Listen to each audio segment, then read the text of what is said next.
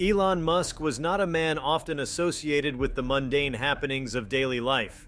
A tech mogul, entrepreneur, and visionary, his days were typically consumed by the unrelenting pursuit of innovation. Rockets to Mars, electric vehicles to revolutionize transportation, and artificial intelligence to reshape human existence. Yet, on a sunny afternoon in Austin, Texas, the seemingly unshakable billionaire found himself at the center of a human drama that would etch itself into his memory forever. Before we start, smash the like and subscribe buttons for more updates. Musk had just wrapped up a site inspection at Tesla's Gigafactory when he decided to indulge in an uncommon luxury, a quiet stroll through a bustling city park. Clad in a black t-shirt and jeans, his low-key attire rendered him virtually unrecognizable. He enjoyed these rare moments of solitude, away from the glare of cameras and the weight of his own fame. As he ambled along a tree-lined path, the serenity was abruptly shattered by a commotion near a picnic area. A small crowd had gathered, their expressions a mixture of concern, indignation, and helplessness. In the center of the fray, a young black man stood with his hands raised, his face a portrait of confusion and frustration. Two police officers flanked him, their voices firm as they barked orders. Musk slowed his pace, his curiosity piqued. As he drew closer, fragments of the unfolding scene reached his ears. "I didn't do anything!" the man protested, his voice tinged with desperation. "I was just sitting here!" "Sir, we received a report of suspicious activity," one of the officers replied curtly, his hand resting on the butt of his holstered weapon. Musk's analytical mind clicked into gear.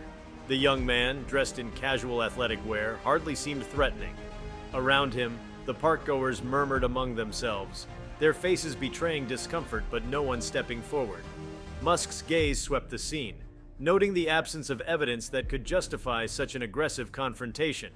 His instincts told him that this was not a case of justice in action but rather a grievous miscarriage of it. He could have walked away. He could have told himself it wasn't his business and returned to his world of billion-dollar deals and cosmic ambitions. But something rooted him to the spot, a visceral sense of moral obligation. Musk stepped closer, his towering frame and measured stride commanding attention. "Excuse me?" he called out, his voice calm yet assertive. The officers turned to face him, their expressions registering a fleeting moment of surprise. They didn't recognize him, but the intensity in his eyes suggested he wasn't someone to be dismissed lightly. "Is there a problem here?" Musk asked, his tone polite but edged with steel. "This doesn't concern you, sir," one officer replied, his posture stiffening. "On the contrary, I think it concerns everyone who cares about fairness and justice," Musk countered. His eyes shifted to the young man who looked back at him with a mixture of gratitude and disbelief. What exactly is this man being accused of? The officer hesitated, perhaps unsettled by the quiet authority emanating from Musk. "We received a call about a black male acting suspiciously in the area. We're just following up." Musk's brows furrowed. "Suspiciously? What does that mean exactly? Was he committing a crime? Or is this based on someone's subjective perception?" The second officer, seemingly less confident, interjected, "We're just doing our job, sir." "Your job," Musk said, his voice tightening, "is to serve and protect, not to target people based on vague descriptions and implicit bias." The crowd murmured louder now, emboldened by Musk's intervention. Someone recognized him and the whispers spread like wildfire. "Isn't that Elon Musk?" "What's he doing here?" Musk ignored the growing attention. He turned to the young man. "What's your name?" "Marcus," the man replied, his voice steadying slightly. "Marcus," Musk said, addressing him directly, "do you have any identification with you?" "I do," Marcus replied, pulling a wallet from his pocket and handing over a state-issued ID. Musk glanced at it before handing it to the officers. "Here's his ID. I assume you've already checked it. What else do you need to determine that this man was simply sitting in a park minding his own business?" The first officer bristled. "Sir, we're just trying to prevent crime. And by detaining innocent people?"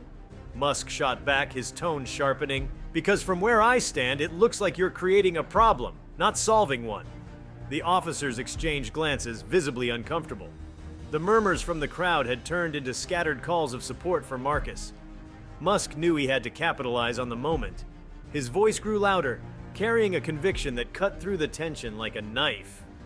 "Every minute you waste on this man," he said, gesturing to Marcus, is a minute you're not spending addressing actual crimes or helping people in need. If you have no evidence, no probable cause, then you're not upholding the law, you're abusing it. The officers seemed to falter. One of them muttered into his radio as if seeking guidance. After a moment's pause, they handed Marcus's ID back to him. "You're free to go," the second officer said begrudgingly. Relief washed over Marcus's face, but Musk wasn't finished. As the officers began to retreat, he called after them, his voice like a whip crack. "This isn't over. I intend to follow up with the Austin Police Department about this incident. I suggest you reflect on how you conduct yourselves in the future." The officers left without another word, their departure punctuated by a smattering of applause from the crowd. Marcus turned to Musk, his eyes glistening with gratitude. "Thank you," he said, his voice trembling. "I don't know what would have happened if you hadn't stepped in." Musk placed a reassuring hand on Marcus's shoulder. "You shouldn't have to thank me for standing up for what's right. This should never have happened to you in the first place."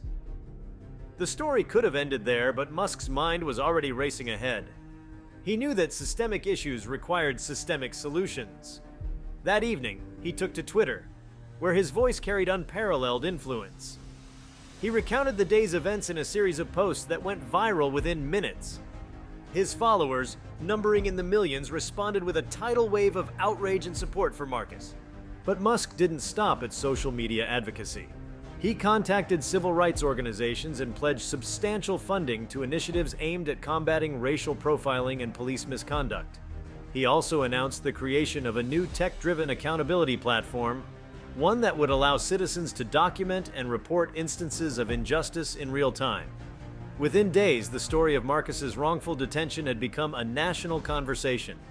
Musk's involvement brought unprecedented attention to the issue, forcing local and state officials to address long-standing concerns about policing practices. True to his word, Musk met with the Austin Police Department, urging them to adopt reforms that prioritize transparency and equity. For Marcus, the experience was transformative. Musk personally invited him to speak at a Tesla event, where he shared his story with an audience of thousands.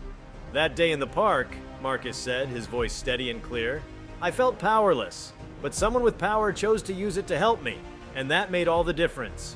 It shouldn't take a billionaire to make people care, but I'm grateful he did."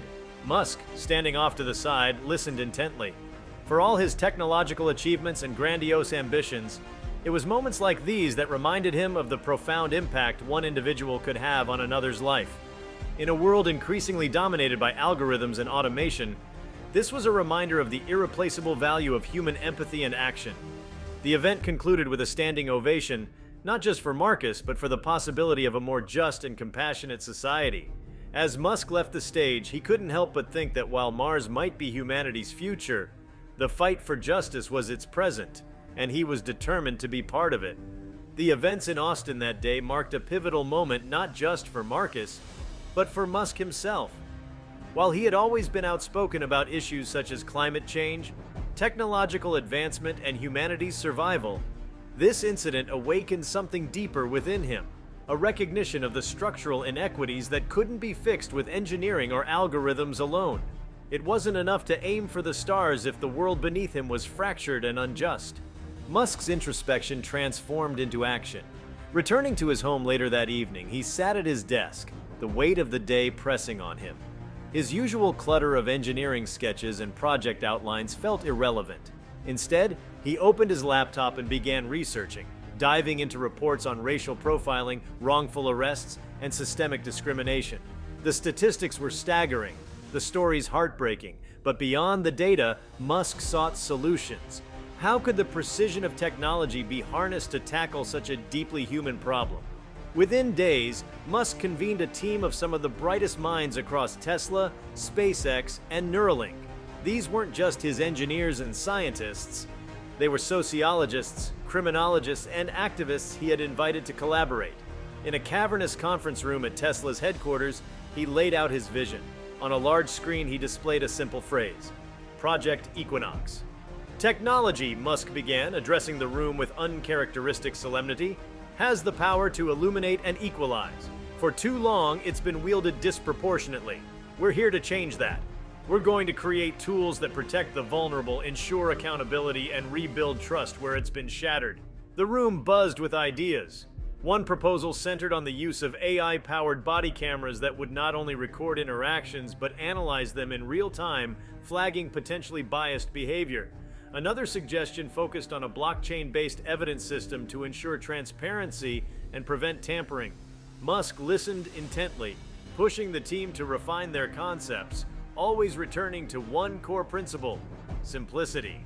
It has to be intuitive, he insisted. The people who need this the most can't afford to wade through complexity. Meanwhile, Marcus's story continued to ripple across the nation. News outlets picked it up, framing it as a watershed moment in the dialogue around policing and racial justice.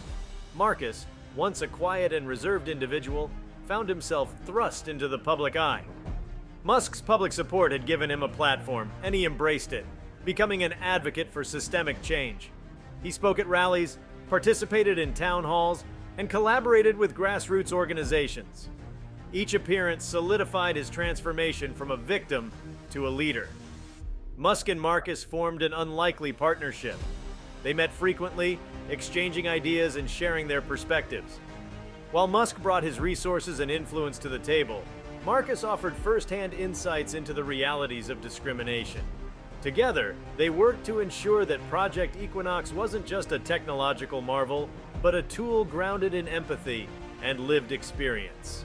By the end of the year, the first prototype of the Equinox Accountability Hub was unveiled. At a press conference attended by journalists, activists, and tech enthusiasts alike, Musk demonstrated the platform. It was a sleek, user-friendly app that allowed users to record incidents, automatically upload them to a secure server, and connect them to legal aid and advocacy organizations in real time. The app's AI analyzed footage for signs of excessive force or procedural violations, providing users with an instant summary of their rights and next steps. "This isn't just an app," Musk declared, his voice steady. "It's a shield. It's a voice for those who've been silenced, and it's a call to action for everyone who believes in justice." The launch was met with widespread acclaim, but not without criticism. Skeptics questioned whether a billionaire could truly understand the struggles of marginalized communities.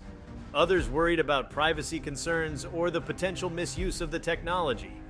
Musk, uncharacteristically, didn't respond with his usual defiance. Instead, he engaged in dialogue, meeting with critics and adjusting the project based on their feedback.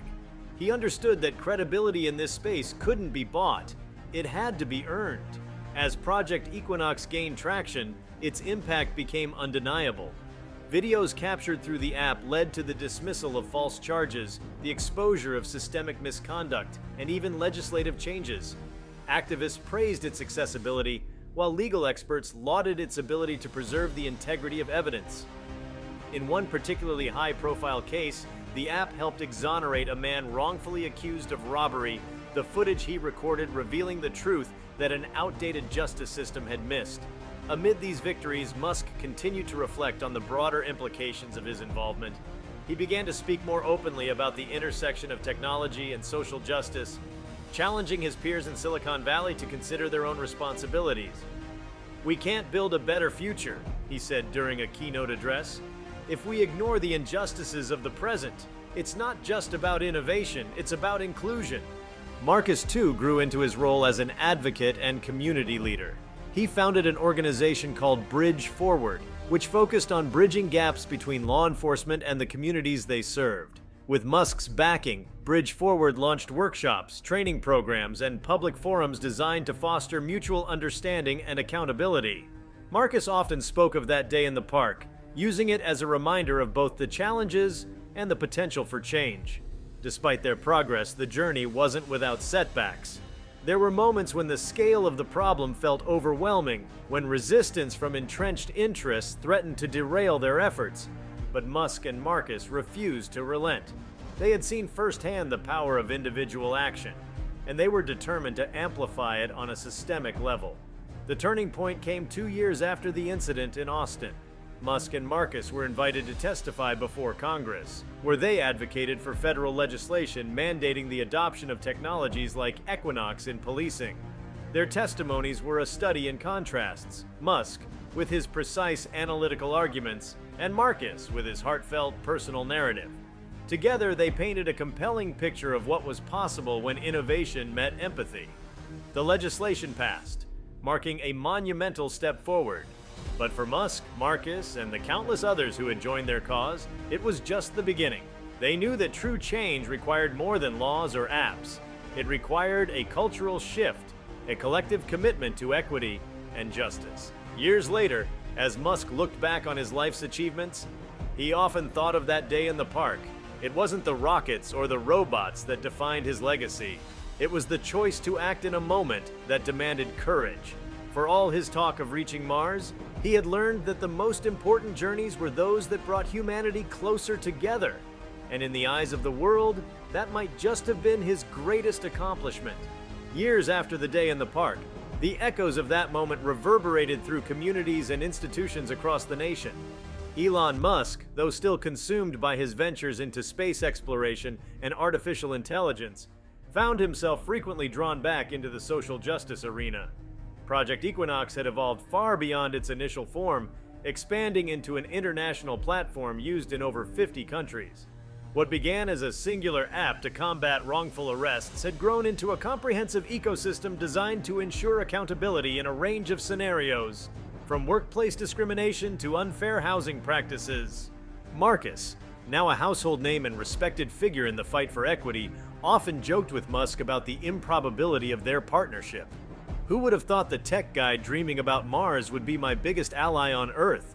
Marcus said during a televised interview. But behind the humor lay a profound truth. Their collaboration had become a symbol of what could happen when people from vastly different walks of life united under a shared purpose. One of the most transformative initiatives born out of their partnership was the Equinox Fellowship, a program aimed at empowering young leaders from underserved communities. The fellowship provided funding, mentorship, and access to technology, helping participants launch projects that tackled systemic challenges in their neighborhoods. Marcus served as the program's director, personally guiding fellows through the process of turning their ideas into actionable change. The stories emerging from the fellowship were nothing short of inspiring. In Detroit, a young woman used her fellowship to develop an AI-driven tool that flagged biased language in job applications, helping companies rewrite postings to attract more diverse candidates. In a small town in Mississippi, a former teacher used the program to create a virtual reality training platform that simulated real-world scenarios for police officers, teaching them how to de-escalate tense situations without resorting to force. Each success story was a testament to the ripple effects of that day in Austin and the power of investing in human potential. Musk's involvement in social justice didn't go unnoticed by his critics. Some accused him of leveraging these efforts to distract from controversies tied to his businesses, while others questioned whether a billionaire could genuinely understand systemic oppression. Musk, characteristically unbothered by public opinion, focused instead on outcomes. For him, the criticism was irrelevant, so long as the work continued to make an impact. In the years that followed, Musk's name became synonymous with advocacy as much as it was with innovation. His speeches frequently touched on the interconnectedness of humanity's challenges, drawing parallels between the need to explore the cosmos and the imperative to address inequality on Earth. "If we're serious about building a future worth living in," he told a crowd of students at MIT, "we have to tackle every frontier: technological, environmental, and morale. We can't afford to leave anyone behind." For Marcus, the journey was equally transformative. He became a writer, penning a best-selling memoir titled A Day in the Park that chronicled his experience and the broader fight for justice. The book was both a call to action and a tribute to the individuals who had stepped up in moments of crisis to make a difference. In its closing pages, Marcus wrote, "Sometimes history pivots not on grand gestures, but on small acts of courage. That day in the park wasn't just about me or Elon, it was about all of us, and the choice we have to stand up when it matters most." The legacy of that pivotal day became a beacon for future generations, a reminder that progress often begins with a single decision to do what is right. For Musk, for Marcus, and for countless others inspired by their story, it was proof that even in a world rife with challenges, hope and action could prevail. If you liked this video, please give it a like and subscribe to our channel. Also, leave your comments below and tell us, What are your thoughts on Elon Musk's response to social justice issues? We want to hear from you. Thank you for watching and see you next time.